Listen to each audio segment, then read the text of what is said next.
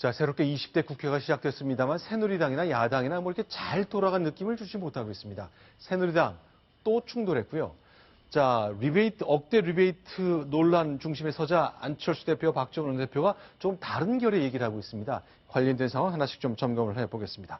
오늘 이제 새누리당 워크숍이 열렸던 거죠?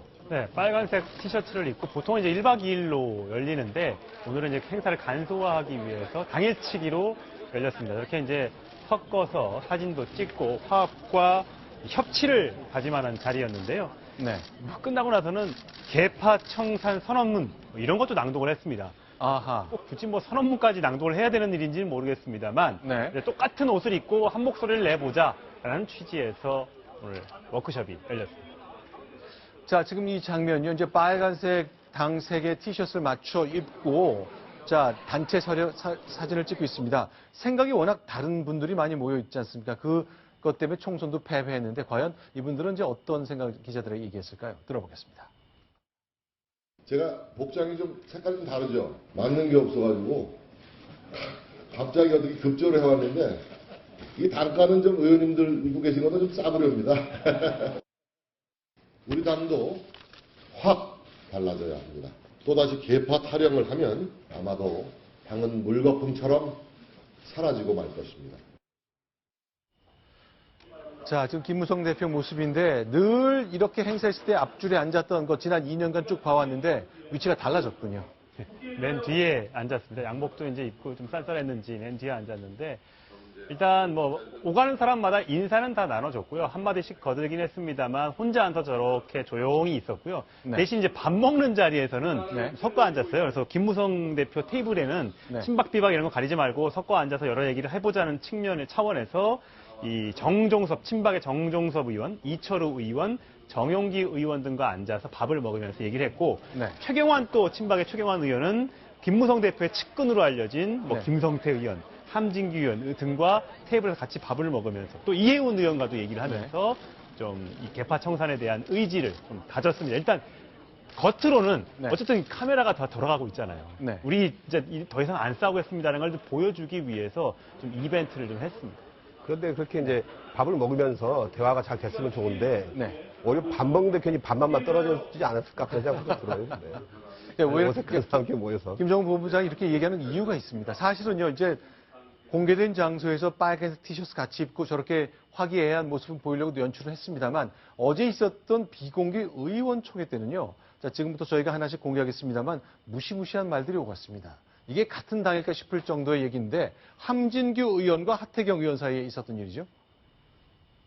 그 함진규 의원이 네. 친박, 비박, 개파 말하는 사람 패주고 싶다고 그랬죠. 자, 내가 친박이라지만 나는 아무것도 얻은 게 없다. 친박, 비박 계속 이렇게 하는 사람들 내가 두들겨 패고 싶다. 그러니까 하태경 의원이 네. 저걸 막말이라면 자시할 수 없다고 그랬죠. 네. 근데 저는 제 함진규 의원 저 말은 네. 맞지 않다고 생각합니다. 네. 왜냐하면요. 지금 함진규 의원은 친박이라고 알려져 있는데 네. 이런 당내 갈등에서 있죠. 지금 네. 친박이 70분 정도로 그 주류 아니겠습니까? 그렇죠. 주류에서 친박의 어떤 힘에 의해서 혜택을 본 사람이 네. 나는 이때가 혜택 다 봤으니까 네. 지금부터는 우리 개파 이야기하지 말자.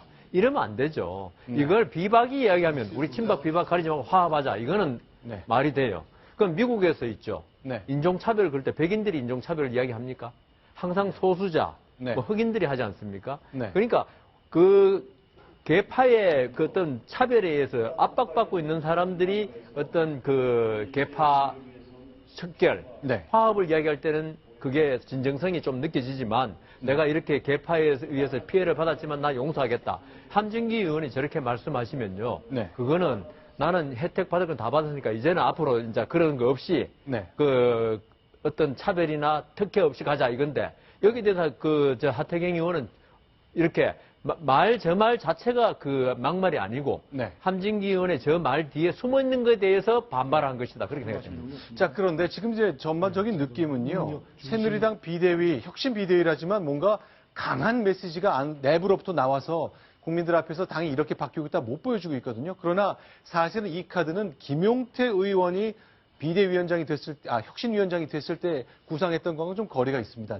최근에 나온 얘기를 들어보니까 김용태 의원이 만약 내가 혁신위원장이 됐더라면 이랬을 거다 싶은 생각을 밝힌 게 있죠. 네, 그렇습니다. 총선 참패 원인을 제공한 인사들을 제명이나 당원권 정지처럼 중징계해야 된다.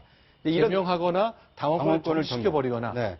그래서 저 내용을 이 혁신위원과 함께 혁신위를 꾸려서 하려고 하는 사람들에게 이제 저 메모를 보냈다는 건데. 네. 왜냐하면 이제 저 내용이 중요합니다. 네. 제명이라든지 당원권 정지가 되면 앞으로 있을 전당대회에 당대표를 출마를 못하게 되거든요. 네. 그런데 그 총선 참패 원인을 제공한 인사 가운데 1번은 공관위원장을 했던 이한구 전 의원이 되겠고. 이한구 의원. 네. 네. 두 번째로는 이제 당대표였던 김무성 대표. 네. 그 다음에 친박계 자장이라고 하는 최경환 의원이 그 대상이 될 수 있었다는 겁니다. 네. 그러니까 만약에 김용태 혁신위원장이 그대로 혁신위원장이 돼서 총선 원인, 그 참패 원인을 제공한 세 사람을 제명하거나 당원권 정지하자라고 했으면 앞으로 있을 새누리당 전당대회에 친박 좌장인 최경환 의원이 출마하지 못했을 가능성이 있었다는 것이죠. 자, 실제로 김용태 의원 이 기사가 나간 다음에 기자들이 많이 물어봤거든요. 일단 자칫의 생각은 좀 최소화했고요. 왜 이렇게 공개가 됐는지 한 대학 교수의 얘기를 하면서 설명합니다. 어쨌건 이런 내용, 제명 또는 당원권 정지가 혁신의 출발이라고 생각했던 건 분명한 것 같습니다. 들어보겠습니다. 이제 한 분 또 교수님한테는 메모를 토대로 해서 안을 구체화해달라라고 해서 그 메모를 전달해드렸었어요. 그게 저는 우리 혁신 작업의 당연히 출발이라고 생각하니까. 자, 지금 이제 얘기를 들어보면 네. 한마디로 저렇게 좀 저돌적인 혁신위원장보다는 좀 점잖은 혁신위원장으로 사람이 바뀐 거라고 봐야 되잖아요. 지난 한 달 사이에. 그렇습니다. 그런데 이제 그 아까 함진규 의원 얘기도 그렇고요. 네. 방금 김용태 의원이 혁신위원장이 되면 내가 이렇게 하려고 했다. 이 얘기가 나오는 것이 네. 똑같은 협치라는 글자가 쓰여진 그 티셔츠를 입고 한마음 그 한뜻이다라는 걸 과실했지만 네. 전당대회에 친박과 비박의 기싸움이 지금 시작된 게 아닌가 싶습니다. 그러니까 친박은 기득권을 좀 인정한 상태에서 이 당권에 도전하려고 하는 뜻을 비치는 거고요. 네. 비박계에서는 친박계의 책임을 제대로 묻지 않으면 안 된다. 혁신이 안 된다. 당이 변화할 수 없다. 이런 기싸움을 지금 시작하고 있는 게 아닌가 싶습니다. 자, 그럼 이제 김정은 부원장께 좀 여쭤봐야 될 것 같아요. 이제 국회의장과 부의장 정해졌잖아요. 이제 상임위원장 배분의 문제인데 결국 새누리당 내에 친박 비박이 또 싸울 수 있는 여지가 하나 좀 생긴 거거든요. 그렇죠. 예. 그렇게 좋다는 상임위원장 자리, 일단 자리 숫자를 보면 안 싸울래야 안 싸울 수 없게 돼 있군요.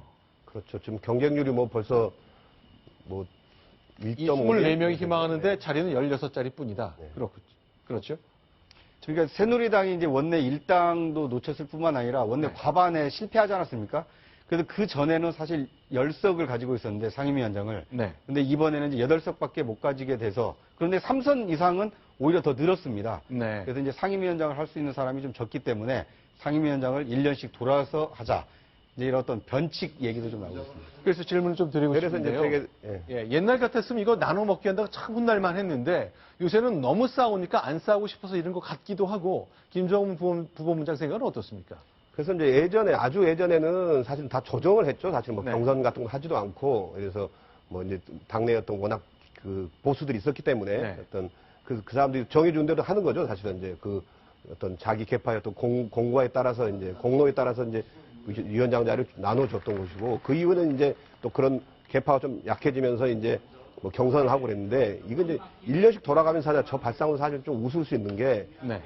결국 국회라게 전방위 후방위 나눠서 사실 국회 운영이 중요한 거잖아요, 사실은. 네. 그래서 그 위원장이 어느 정도 좀 그 국회 일을 쭉 봐야 되는 건데 뭐 좀 일 좀 배울만 하면 위원장 바꾸자 이런 거기 때문에 저건 그야말로 자기네 그 당에 어떤 서로 나눠먹기 위해서 편의적으로 발상인 것이고 실은 네. 2년을 정확히 지켜서 또 최대한 그 상임위원장들이 이번에는 정말 우리가 어떤 법안 또 어떤 것들을 잘 추진해야 되겠다. 그래서 서로 여야 간에 그 여야의 어떤 그 이끌어서 그런 일을 추진해야 되는데 이건 역시 네. 국회 일 제대로 안 하겠다.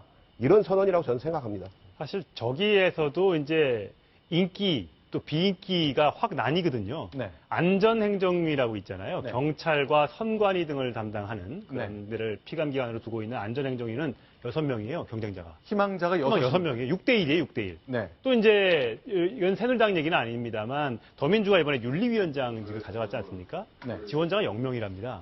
거기는 소관하는 데가 없고 오히려 동료 의원들 오면 윤리위에 회부하고 뭐 이런 거 잡일을 해야 되니까 네. 별로 하고 싶지 않은 거예요. 그러니까 인기 있는 예산 따고 본인이 폼나는 데들은 다 몰리고 그렇지 않은 곳에서는 지원자가 없고 그러다 보니까 저기 24명 경쟁률은 평균적으로 봤을 때 뭐 몇 대 몇 이렇게 나오겠지만 네.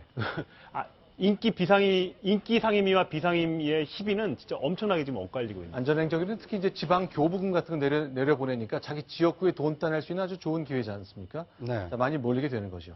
그리고 이제 저렇게 1년씩 돌아가면서 하는 것은 굉장히 따끔한 그 질책을 받아야 되는 게요. 네.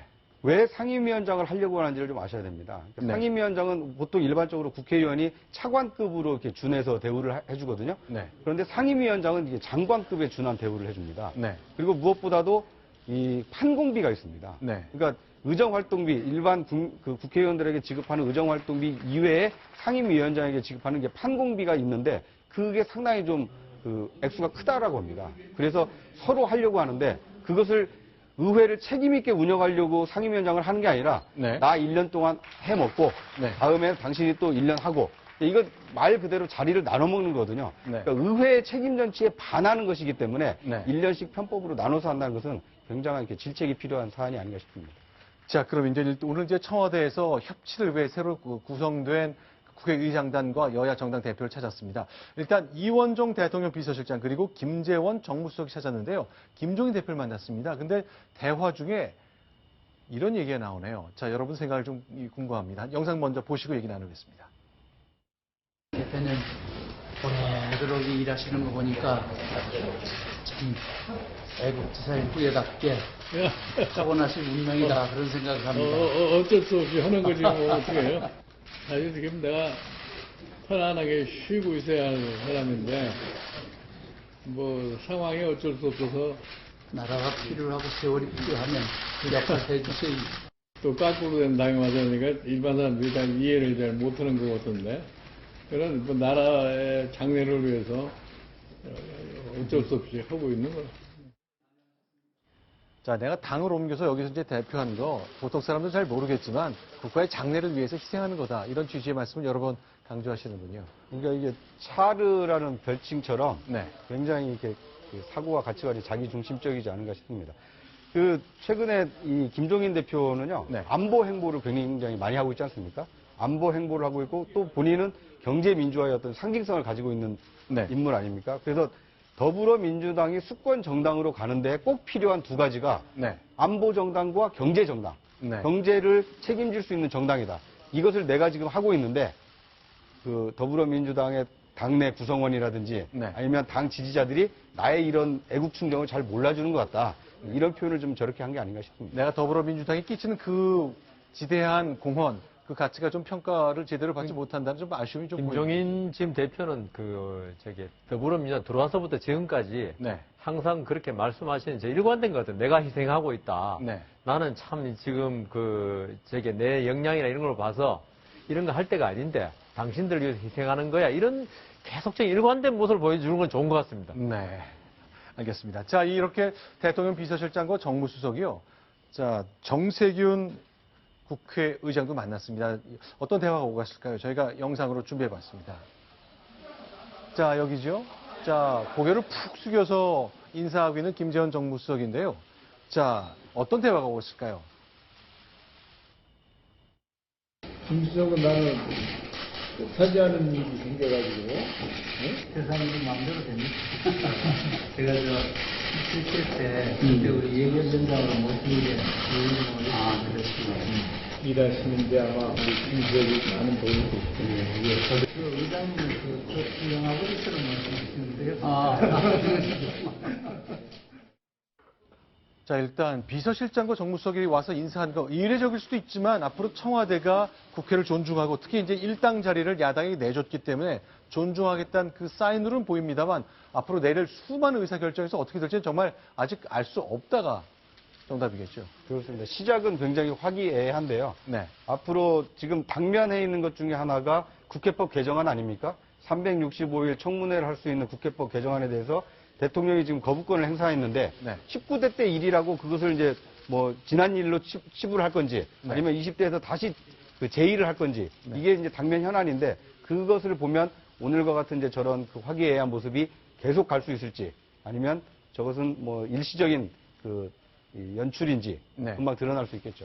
근데 오늘은 이제 사실은 뭐 덕담이라든지 인사치레고 어떻게 네. 덕담에 그칠 수 있는데 실은 이제 저 청와대 입장에서 보면은 처음으로 이제 야당 국회의장을 맞이한 거 아닙니까? 네. 그래서 자기 물론 이제 당대기탄을 하게 되지만은 결국은 정세균 국회의장의 뜻도 굉장히 중요하기 때문에 국회 운영에서 네. 아마 김재원 수석이 수시로 전화하고 만나고 공관에 찾아가지 않을까. 네. 정말 그 국회의장과의 어떤 핫라인도 만들어 놓지 않을까 그런 예상이 듭니다. 일단 김재원 정무수석이 이제 김종인 대표와 가깝다는 얘기가 있고 그것이 이제 2012년 대통령 선거 시절에 박근혜 대통령 만들기 위한 새누리당 내부의 활동도 있고 오늘 실제로 기자들이 김종인 대표한테 물어봤거든요.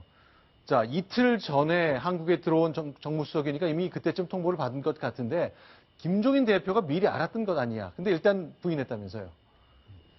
그러니까 김종인 대표가 김재원 수석이 임명될 것을 미리 알았다. 딱된 걸 미리 알았을 거다. 그건 기자들의 질문이. 근데 이제 이번에 그 정무수석 임사가 나고 나서요. 네. 많은 그 이제 정치부 기자들이 될 사람이 됐다라는 평가가 많습니다. 네. 왜냐하면 이제 대표적인 친박이었고 네. 또 대통령 그 정무특보도 역임을 했었기 때문에 네. 또 이제 원외 신분이 된 거 아닙니까? 네. 이번에 20대 총선에 떨어져서 네. 그래서 아마 의회를 잘 알고 또 네. 대통령의 의중을 잘 아는 사람이기 때문에 아마 적임자가 아니냐 이렇게 봤던 것을 이제 김종인 대표가 나는 이제 짐작하고 있었다 이런 얘기를 한 게 아닌가 싶습니다.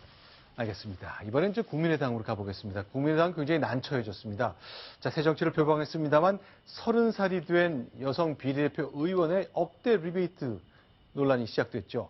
그러나 안철수 대표와 박지원 원내대표의 생각이 좀 다른가 봅니다. 두 사람의 반응을 묶어 저희가 소개해드리겠습니다. 먼저 사실 여부에 관계없이 국민들께 걱정 끼쳐드린 점을 송구스럽게 생각합니다. 앞으로 진행될 검찰 수사에 적극 협조하겠습니다. 우리는 검찰 수사에 협력하겠습니다. 그러나 검찰 수사의 내용을 주시하겠습니다. 우리 당의 운명을 검찰 손에 넘기지는 않겠습니다. 야당에게는 잔혹한 잣대를 대고 있다는 것을 우리는 지적하지 할 수 없습니다. 일단 두 대표의 얘기가 좀 다르죠? 네. 이 안철수 대표는 국민에게 일단 사과를 했고요. 네. 그다음에 박지원 원내대표는 검찰의 수사를 예의주시하겠다라고 하지 않았습니까? 네. 그러니까 이제 안철수 대표 같은 경우는 이제 그 국민의당의 뭐 유력 차기 대선 주자이기 때문에 네. 이 국민의 뜻을 받드는 모양새를 취했고요. 네. 박지원 원내대표의 경우에는 원내를 이끌고 있지 않습니까? 앞으로 하반기 국회에서 검찰에 대한 어떤 국정감사도 진두지휘를 할 거고 또 예산에 대해서도 그 국민의당의 어떤 입장을 정리할 텐데 그것에 대해서 강온양면을 당대표와 원내대표가 역할 분담을 해서 지금 보여준 게 아닌가 싶습니다. 물론 그만큼 곤혹스러운 그 상황이다라는 것을 좀 보여주는 방증이 아닌가 싶습니다. 근데 일단 이런 차이는 있는 것 같아요. 일단은 안철수 대표 같은 경우는 뭐 정치 경력이 4년밖에 되지 않았습니까? 네. 4년밖에 그 짧잖아요. 그런데 네. 이제 박정희 원내대표 같은 경우는 뭐 벌써 한 20년 넘게 되고 있고 또 본인 스스로가 어떤 정치하면서 어떤 기소도 돼보고 검찰 조사도 받아보고 뭐 대법원에서 무죄도 받아보고 유죄도 받아보고 뭐 여러 가지 산전수를 겪어봤기 때문에 네. 결국은 이건 뭔가 세게 한번 검찰에 대해서 어떤 옥을 줘야지 이건 네. 좀 뭐가 활로가 생기지 그냥 순순히 있어가지고는 당할 수밖에 없다 이런 생각을 갖고 있고 또 지금 이제 그 검찰의 분위기가 어떠냐면은 검찰이 이제 여소야대가 되면서 상당히 긴장하는 분위기가 많아요. 왜냐하면은 국회에서 어떤 결정이 났느냐에 따라서 검찰총장이라든지 뭐 탄핵이라고 뭐하지만 뭐 불러내서 계속 뭐 괴롭힐 수도 있고 네. 여러 가지 어떤 검찰이 하는 거에 대해서 사사건건 브레이크를 걸 수 있는 구조가 돼 있기 때문에 굉장히 그 촉각을 곤두세우고 있거든요. 그런 점을 잘 알고서 박정희 원내대표가 우리 수사하는 거 좀 살살 해라. 막 세게 하는 식으로 하면 가만 안 두겠다. 정규직 얼마 남지 않았다. 뭐 이런 엄포를 놓은 거다고 생각이 듭니다. 근데 저 사건이 이제 어떻게 선관위가 알게 되었고 검찰 고발까지 이어지게 되었느냐에 대한 관심도 많은데요. 네. 지금 국민의당 내부적으로는 내부에 고발자가 있다는 것으로 이제 파악을 하고 있는 겁니다. 네. 누군가 이제 지금 거론되는 사람이 결국 안철수 대표의 오른팔인 박선숙 사무총장과 네. 왕주현 사무부총장이지 않습니까? 결국 이제 안철수의 사람들. 그렇습니다. 예. 저 사람들이 이제 직접 지시를 했느냐 안 했느냐는 이제 검찰 수사로 밝혀져야 될 부분이지만 네. 안철수의 사람들과 갈등 구조에 있는 누군가가 네. 저 문제를 선관위에 직접 갖다 줬든 아니면 당내에 먼저 제기를 했는데 그게 묵살이 됐던 간에 네. 이게 결국 당내에서 생겼던 총선 과정에 생겼던 불협화음이 결국은 눌렀다가 이번에 터진 것으로 지금 보는 경향이 좀 있거든요. 네. 그래서 여기에 따라서 안철수 대표의 정치력에도 굉장히 큰 타격을 줄 수가 있을 것 같고요.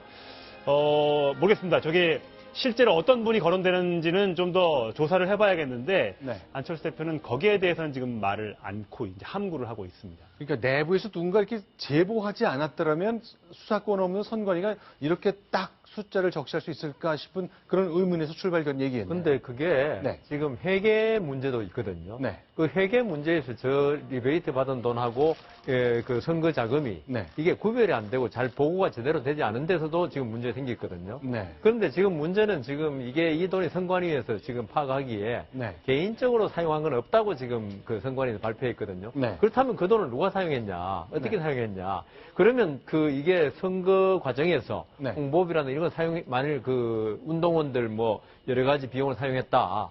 네. 그러면 이걸 갖다가 지금 김수민 의원 비례대표 7번에 불과한 의원이 네. 이걸 갖다가 어떻게 했겠냐. 네. 그렇다면 이게 그 당의 더 고위층이 개입하지 않겠느냐. 지금 이 문제까지 나온 거거든요. 이 네. 때문에 앞으로 이게 그 수사를 해보면은 과연 누가 개입했는지 알 수 있게 되지 않을까 싶습니다. 근데 이 내용은요, 선관위가 정확하게 파악을 할 수밖에 없는 사안입니다. 할 수밖에 없습니다. 그렇습니다. 왜냐하면 우리나라는 공영선거제를 도입을 했기 때문에 네. 그 15% 이상을 득표를 한 정당 또는 네. 15% 이상을 득표한 후보자에게는 100% 홍보비를 돌려주지 않습니까? 네. 돌려줄 때 그냥 이만큼 썼으니까 돌려주십시오 하고 돌려주는 게 아니거든요. 네. 내가 어떤 명목으로 얼마만큼의 홍보비를 썼으니 이거에 대해서 돌려달라고 이제 선관위에 제출을 하는데 지금 보면 뭐 리베이트가 1억 1천만 원이 오간 것이 정확하게 밝혀질 수밖에 없는 게 네. 이 영수증 처리를 했을 겁니다. 네. 그 영수증 처리를 추적을 해나가다 보니까 왜 이 돈이 다시 이쪽으로 흘러갔을까?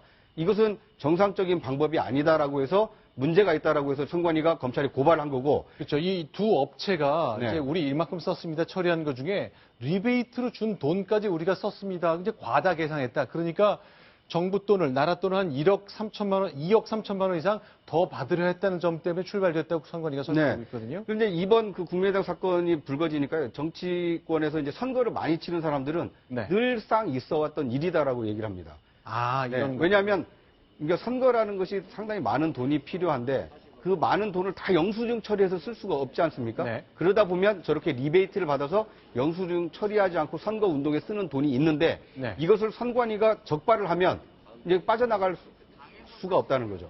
네. 그래서 국민의당의 경우에는 저걸 허위 영수증이 아니다. 실제 집행했다라는 것을 소명하지 않으면 문제가 될 수밖에 없다라는 얘기가 나오고 있습니다. 네. 김수민 의원은 아까 조금 전에 안철수 대표와 만나는 장면이 아까 있었는데 저렇게 네. 보면 숙명여대 창업보육센터를 찾았죠. 3월 달에 찾았는데 올 3월 달에요. 네, 올 3월 달에. 만난 거죠. 그리고 나서 3주 뒤에 비례대표 7번 공천을 받았습니다. 저 뒤에 나오는데 네. 저 공천을 받았을 때 장면입니다. 네. 결국은 안지 3주밖에 안 되는 사람을 물론 당시에는 뭐 당선권이 비례대표가 5번이네, 뭐 6번이네, 뭐 이런 얘기도 있었습니다만 네. 7번이라는 상당히 파격적인 번호를 줬 사람이 저렇게 3주밖에 안 된 사람을 줬을 수 있을까? 네. 라는 저 부분에 대한 해명도 분명히 좀 있어야 될 것 같습니다. 알겠습니다.